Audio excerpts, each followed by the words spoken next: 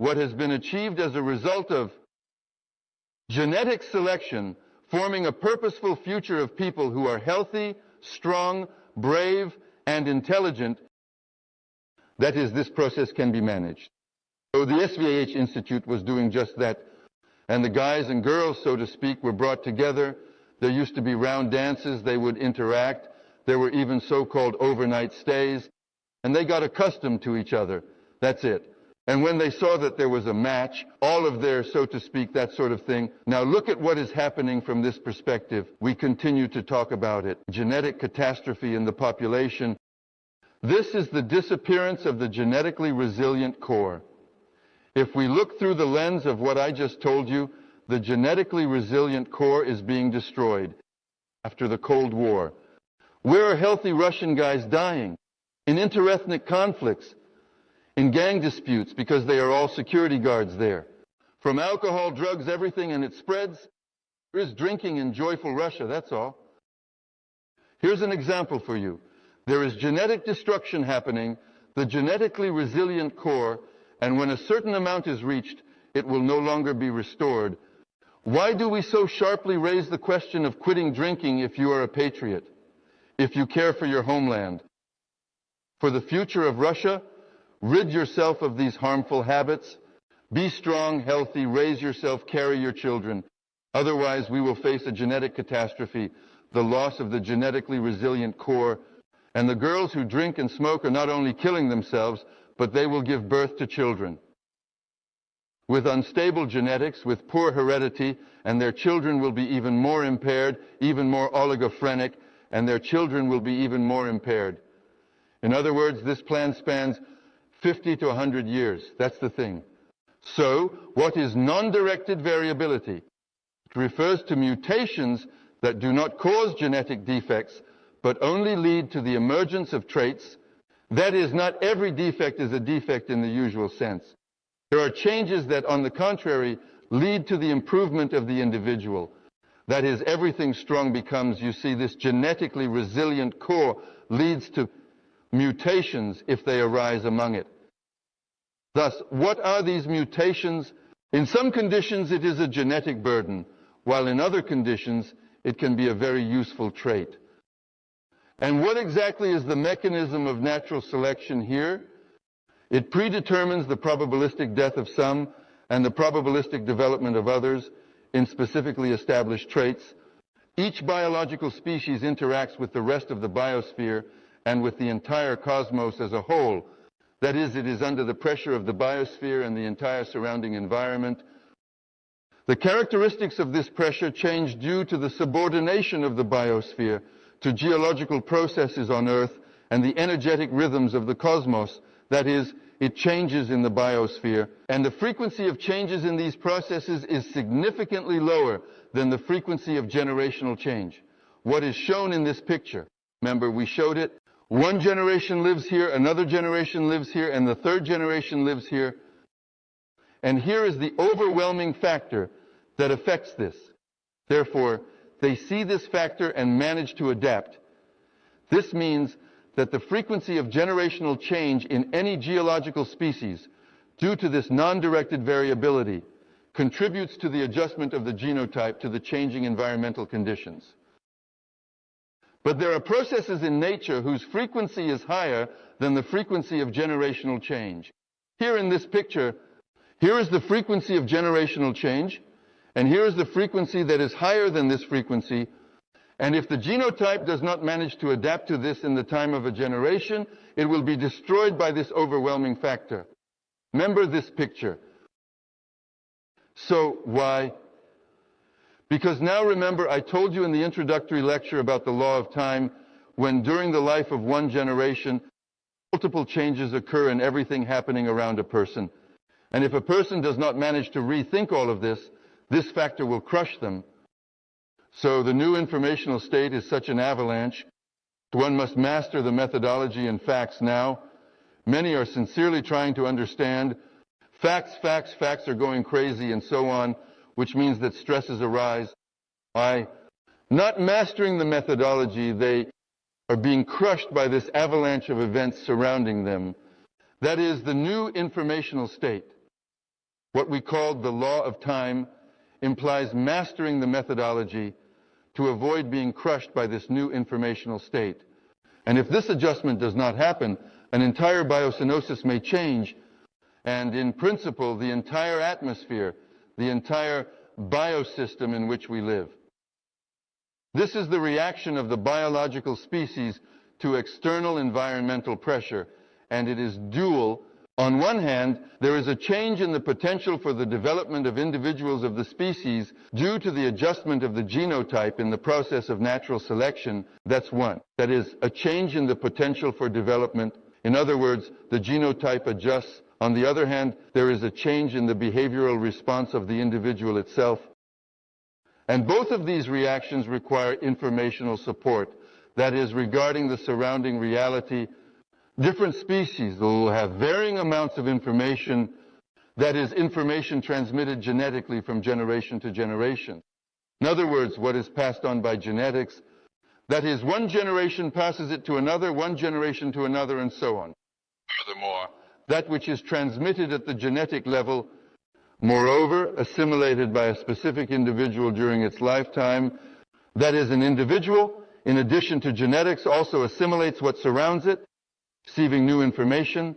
And then there is a relationship between what is determined by genetic information and what is determined by the social environment. And so, let's say, using a human example, I won't theorize for long here. Previously, much of human behavior was determined by genetics. Now much in a person and in relationships is determined by the social environment in which we live. Right. Many events, much culture, a lot of everything. And this factor becomes dominant. The factors influencing a person, the surrounding environment, become so numerous that they are indeed decisive in human behavior. And in the course of the global evolutionary process, the emergence of new species was accompanied by a decrease in the share of genetic information in the total volume of information. Well, that's what I told you. And it turns out, so to speak, based on what we have considered, look, in mollusks and insects, the entire volume of their behavioral response is determined by what genetics, and in humans by what he grew, and now he is entirely determined by factors outside of genetic information. If the volume of socially and individually conditioned behavioral information outside of genetics suppresses genetic information, if we were to draw such an informational module for ensuring human behavior, here is an egg. This egg consists of two parts. The fundamental part, this green one, is the genetic component, while the upper part, the adaptive one, is everything conditioned by society.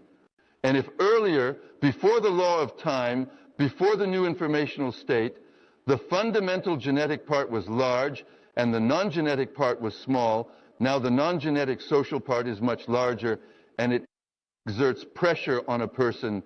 And the degree of suppression is such now that most people, especially in cities, do not feel, and it doesn't even occur to them as a result of all this, that they belong to humanity as one of many species of living organisms.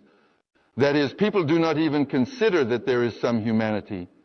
They do not see themselves as belonging to the entire biosphere of the earth. For them, it's somehow, it's somewhere out there, it doesn't concern me. That is, I live. It doesn't even occur to them that their life depends on this biosphere. If there is no air, they will not exist. If there is no water, we will disappear. But it doesn't occur to them. Even the rulers who govern us do not think about it. If we talked about water, in the introductory lecture, the water cycle in nature is not defined as we were taught. Water evaporates into clouds, it rains, the river flows, and then it evaporates again. So this is only if we compare it to human circulation. It turns out like this. A person has a heart, and there is an upper circuit of circulation and a lower circuit. So we were taught about water and its cycle in nature only from the perspective of the upper circuit of circulation. And here there is only 15-20% of the water, while the majority of the water circulates below inside the planet.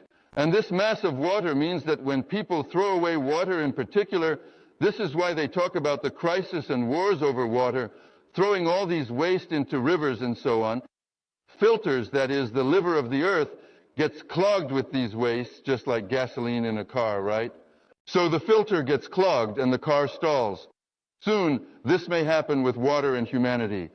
There will be no water, a collapse will occur, that is, bang, crash, and a crisis that cannot be reversed, but people don't even think about it. And scientists, some of them are just coming out to warn, while the leaders have no time. There are all sorts of ecologists interfering with great deeds. You know, here we are. And people do not understand their subordination to the objective laws of existence on Earth. Simply does not occur to them. In addition to conscious connections, unconscious connections are disrupted. That is, psychological, biological, especially in cities. And I remind you, here is the formula. The genetic apparatus of a human is 50 times more sensitive than that of a fruit fly. And in this way, a person, thanks to the culture in which we live, opposes himself to nature, and this is precisely the cause of the global biospheric ecological crisis and other global crises. It is precisely this pressure of the social environment, but a person does not understand this, and all our science does not teach this to children, and so on. Indeed, a child's need to master large volumes of non-genetic information leads to the emergence of childhood.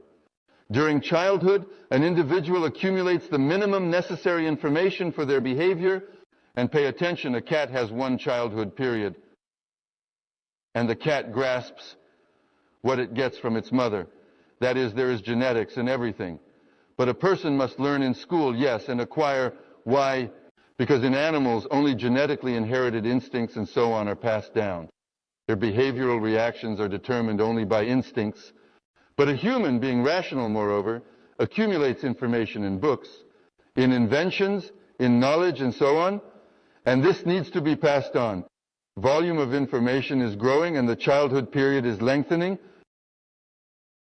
Therefore, the relationship of these frequency processes is very important. And you need to remember that when we consider the crowds of the elite society, you should know that both high frequency and low frequency processes influence this frequency of generational renewal periods. And further, it is important to see that throughout the life of one generation of people, high frequency processes change during their lifetime, while some low frequency processes a person may not even notice. Therefore, if a factor arises under which the genotype of the population cannot adapt in time during generational changes, the population perishes. But this is evident from everything we have discussed. If a factor arises under the influence of which the genotype of the population cannot adapt during generational changes solely due to genetically determined information, the population may survive thanks to the diversity of behavioral responses of individuals, which are individually conditioned outside of genetics. This leads to a reduction in damage. What I just said, let's encapsulate it in a column of the polar pyramid. There are many of us people. There is the so-called elite, yes, these and these. And these know nothing. If there is no one in the elite here who can deal with the pressing factor, the population perishes. What needs to be done? Therefore, we need to provide knowledge to all elements, that is, to all people. And then it is most likely that someone will recognize the factor that affects society. When we will consider the stability of management and the functioning of supersystems in a sufficiently general theory of management, we will examine it in more detail there. But now, after I have connected the pillar with the elite pyramid, look, I will read it again.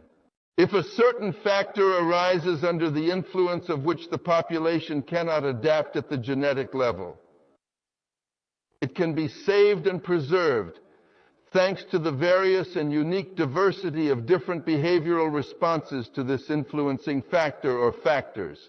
And it turns out that the more behavioral responses there are, the greater the likelihood of survival. Understood, right? But if a person does not know what to recognize, the interpretative pyramid limits knowledge. I know that the others know nothing. And if I say we are sitting in the hall now, you are listening to me. I know everything and you know nothing. I fell asleep. And during this time, the factor is acting. You do not know this factor. And I slept through it, and we all perished. But if you all knew what I know, one sleeps, and the other does not sleep through it. Did you catch the thought? That's it. That's why we say that knowledge should be given to everyone. This interpretative pyramid I know, and I won't tell the others anything. That is, it does not ensure survival stability. And so what do we consider next? The emergence and development of humans. In the course of the global evolutionary process, the global ecological niche. Remember this funnel, the spiral of funnels. It expanded. And when any species exhausted its genetically determined potential for development within its niche, it either displaced other species, conquering their ecological niches, or adapted to previously lifeless niches, possibly giving rise to a new species of organisms. Well, one could say that earlier we lived in the sea, then adapted, spilled onto land. At first there we crawled, then birds appeared. Well, I think that's clear. That is, there was an exploration of genetically determined potential, and at some stage of development, the species Homo sapiens emerged. Its representatives are now all of humanity, despite the multitude of races, nations, tribes, and so on. The potential for development of an adult individual of each biological species is genetically determined, although it may not be realized if the environmental conditions are not suitable. What does genetically determined potential mean? Here it is depicted in this picture. Well, graphically. So there is genetics, and then you see this transparent area. This is the maximum that this potential can achieve, meaning the possibilities that are embedded within it.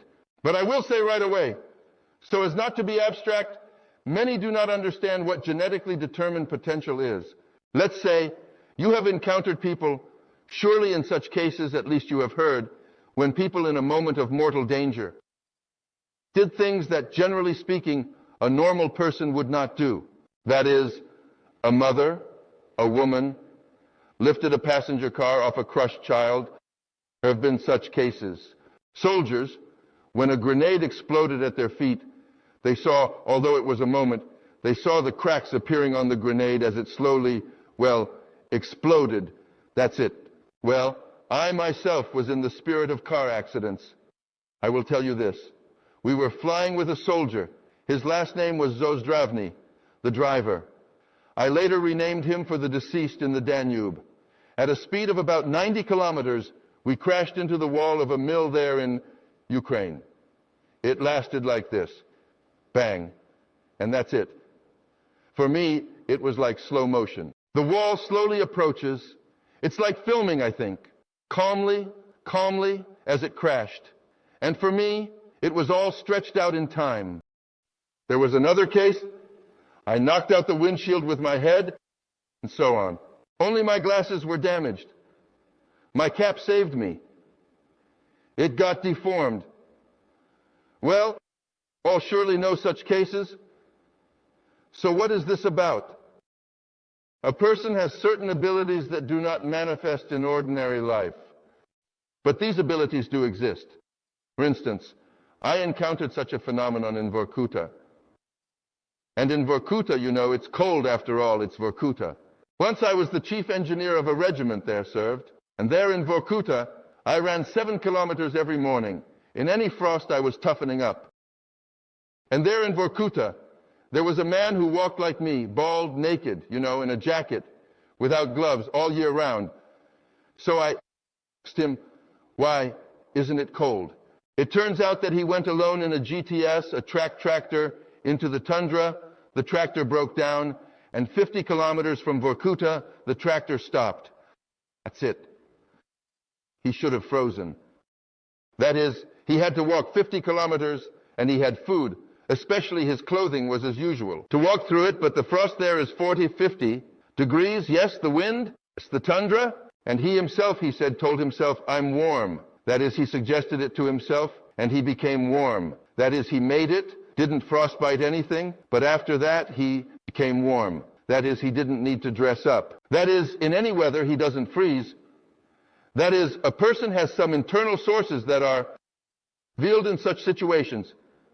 So, this is the potential.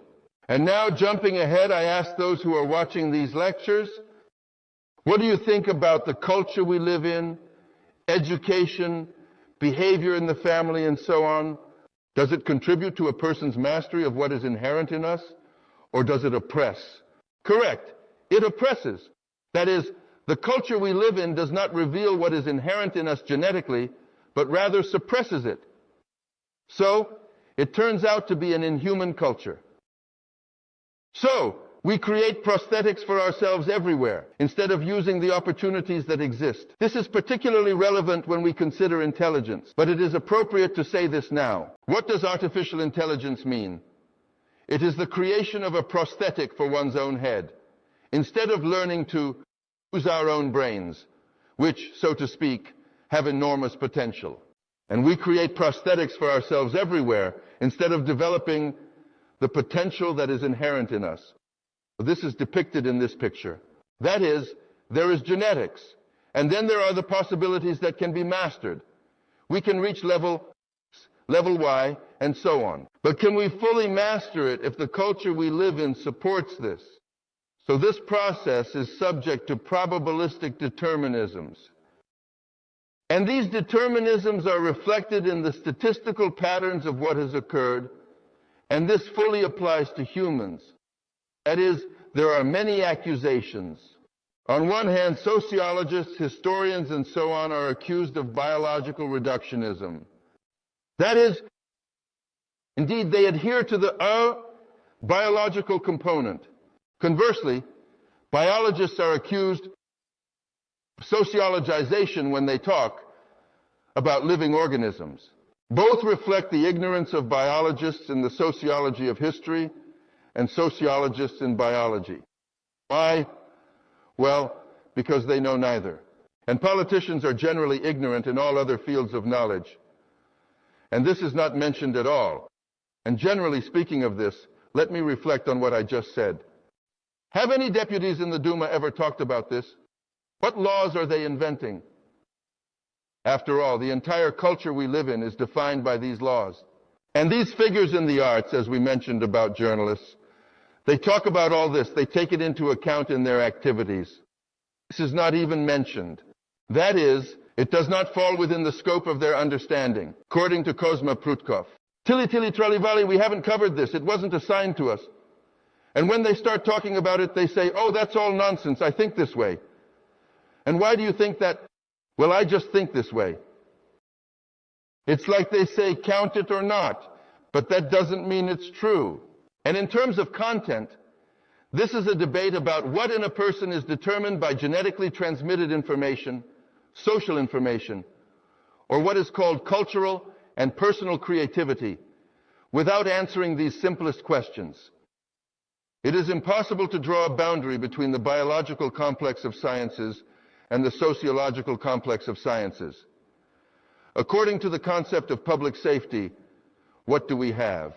Biologists study biology, sociologists study sociology, that's all. And this is not considered in mutual connection. According to the concept of dead water, how are tasks set in public safety? Here are 3 points. We say that the entire complex of unconditional reflexes and instincts is genetically determined. That's normal. The ability to form conditioned reflexes is also genetically determined. And human behavior itself, which externally appears as a conditioned reflex, is determined by the influence of the environment on a person. Human behavior is determined by the social information circulating in society and other factors. What distinguishes humans from the animal world is, first, the genetic determination of the development of discrete thinking, primarily abstract logical thinking. Second, articulate speech and the ability to realize one's premeditations in work. Once again, from the animal world? What distinguishes humans from cats, dogs, elephants, and monkeys? What? He thinks, for one, he has speech. He can express his thoughts, and he can work, that is, do something based on his premeditations. That is, he thought first, and then he did. And the others can't do anything. Cats just sniff around. Well, they can make a burrow, and so on. Beavers. And a person thinks. He can convey information through speech. And all this thinking, speech, and labor based on premeditations have become the foundation of modern human culture. Then the question arises, what is culture? You open textbooks, and they say culture is ballet, and something else. That is, it is cultural. A cultured person, an uncultured person. Understanding culture in the concept of public safety. Culture is the result of diverse, non-genetically determined activities, generations of people. But the potential for humans to master their environment is genetically determined, including through the development of culture. It follows that culture is one of many factors in the global evolutionary process. There is no good culture and bad culture, that is, unculturedness. There is a single multifaceted culture. In it, genetically transmitted social information passes from generation to generation, and within it, there are cultural constraints that are dangerous for people and humanity. The process of cultural development, that is the global historical process, is one of the specific processes of the global evolutionary process of the biosphere.